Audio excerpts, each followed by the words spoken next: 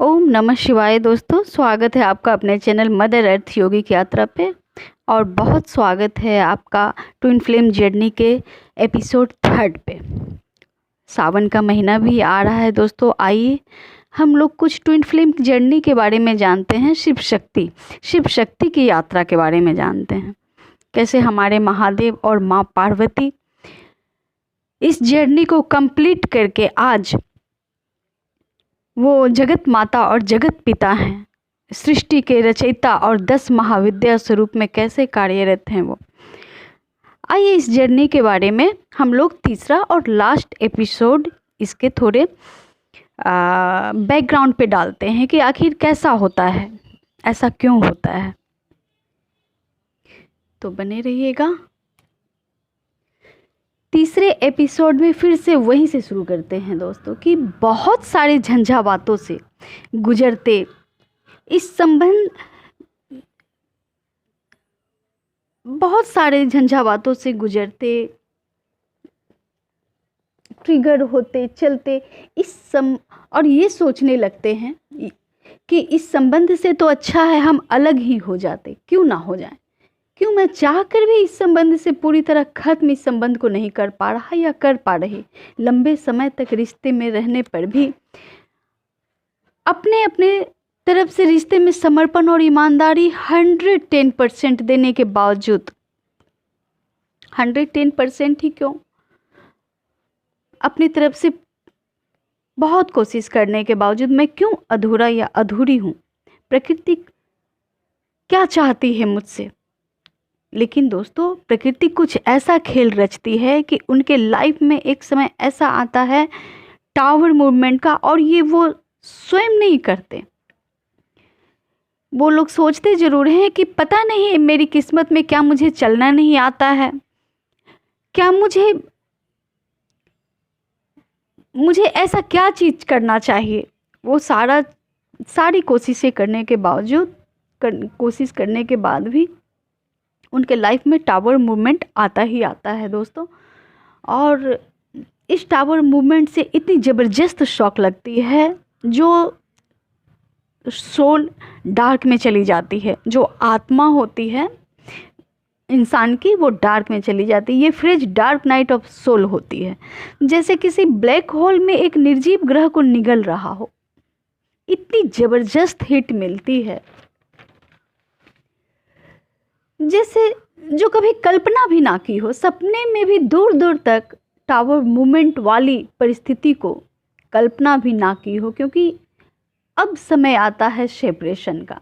ये वो time freeze होता है। ये ऐसा होता है कि ना कुछ सुनाई देता है, पूरी तरह ब्लैंक हो जाते हैं। ना कुछ सुनाई देता है, ना ही कुछ दिखाई देता है। ये समय अवधि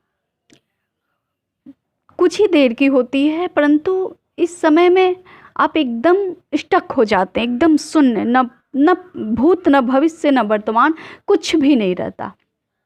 आप एकदम शॉक में चले जाते हैं। बस यही वो समय होता है दोस्तों जब आपके अब तक के पूरे जीवन पर प्रश्न चिन्ह लग जाता है।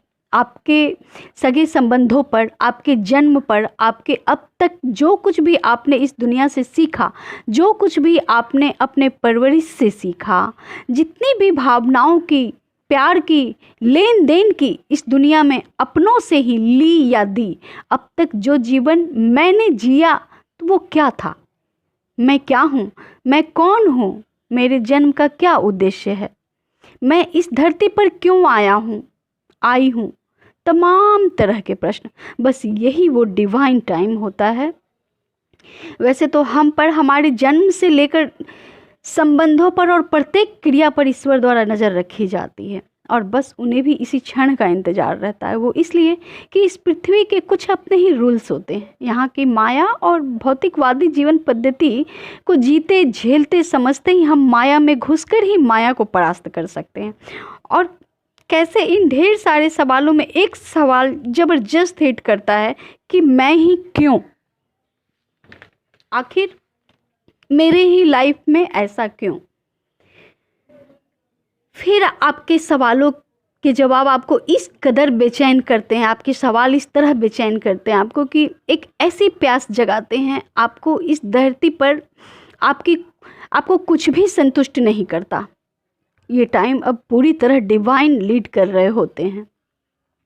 ये प्यास अगर बहुत तीव्र हो तो आपको किसी ऐसे व्यक्ति से मिलवाते हैं जो आपके सोलमेट होते हैं। वो मेंटोर के रूप में हो सकते हैं, गुरु के रूप में हो सकते हैं, या स्वयं आपकी आत्मा ही आपकी गुरु बन जाती है। कहते हैं ना, अहम ब्रह्मास्मि, आत्मा में ही परमात्मा का वास होता है और ये साकार रूप तब लेता है जब आप तैयार होते हो उन्हें संवहन करने में। फिर तो आपकी ट्विन फ्लेम जर्नी स्टार्ट हो जाती है, जो अनंत की यात्रा है। आप में कई कई जन्मों की यात्रा की है दोस्तों।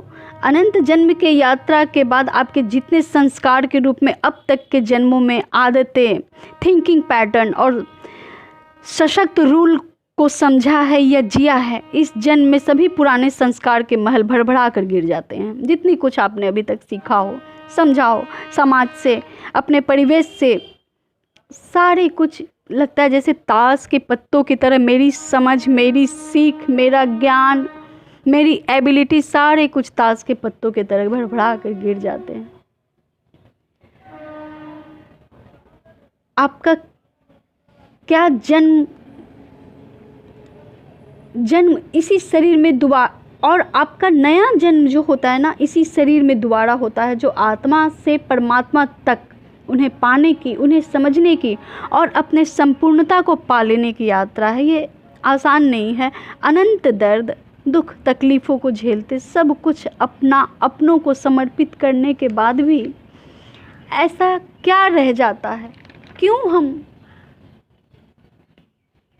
क्या प्यार, सेवा, समर्पण, सादगी और कर्तव्य ये मसाले नहीं हैं ज़िंदगी जीने के? तो ऐसा क्या है जिससे ज़िंदगी जी जा सकती है, और ऐसा क्या है जो मेरे पास नहीं है, जिसके बिना ज़िंदगी जी ही नहीं जा सकती?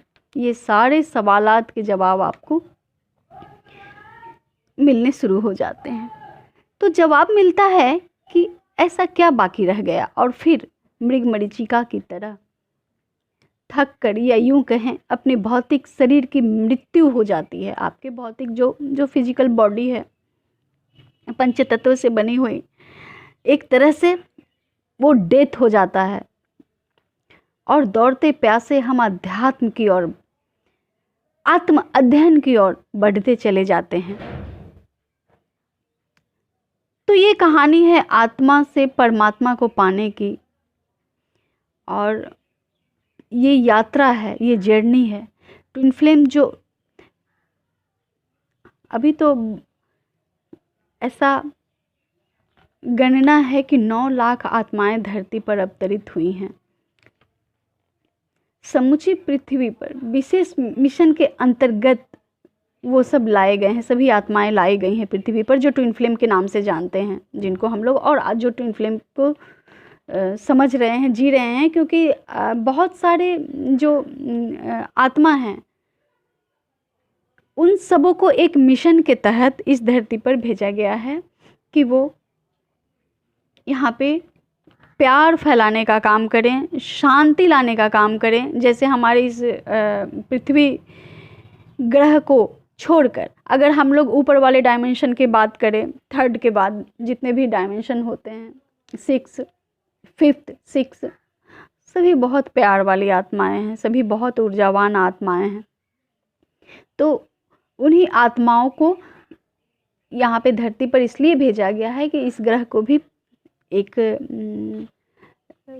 5D में एक इतना अच्छा इमोशनली इन्वायरमेंट बना के, प्यार वाली भावनाएं पहुंचा के, हेल्पफुल भावनाएं पहुंचा के, प्रकृति को इतना सजा के, संवार के, इतना सुंदर बनाया जाए कि ये 5th डायमेंशन में फिर सेट कर सके।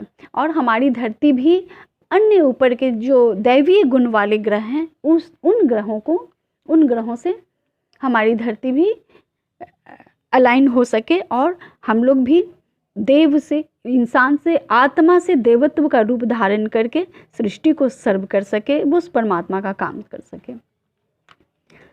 तो ज़्यादा ना बोलते हुए यही थी दोस्तों ट्विन फ्लेम की जीवन यात्रा, यही है। अब चाहूँगी कि अगर आपकी सोल टच हुई है, ये सीरीज आपको छुआ है, अगर आप अपने आप को उसी स्थान पे उसी यात्रा में पाते हैं तो आप कमेंट में लिखें, कमेंट करें। और इससे आगे की वीडियोज आपके इनर वर्क पर बनाऊंगी जो आपको बहुत ज़्यादा हेल्प करेगी आपकी ट्विन फ्लेम जर्नी में। मेरी पिछली वीडियोस भी आप ज़रूर देखिए, कहीं ना कहीं वो सभी वीडियोज अध्यात्म पर ही बनी हैं जो आपको सोल सर्च में बहुत हेल्पफुल होंगे दोस्तों। तो मिलते हैं आपसे अगले वीडियो में। अगर आपको इनर वर्क के लिए या इससे आगे के लिए ट्विन फ्लेम के इनर वर्क से लेकर यात्रा में साथ चलने की, जिससे यात्रा आसान हो जाए, अगर हेल्प चाहिए अपने एक सोल फैमिली ग्रुप को इकट्ठा करके एक दूसरे के ज्ञान के और एक दूसरे के क्यूरीज को, एक दूसरे के एक्सपीरियंस को शेयर करके, तो हम लोग एक ग्रुप बना लेते हैं जिससे सबको हेल्प मिलेगी। ओके, मिलती हूँ आपसे अगले वीडियो पे। अगर आपको और इससे आगे की जानकारी चाहिए तो कमेंट ज़रूर कीजिए, लाइक कीजिए, सब्सक्राइब कीजिए। ओम नमः शिवाय।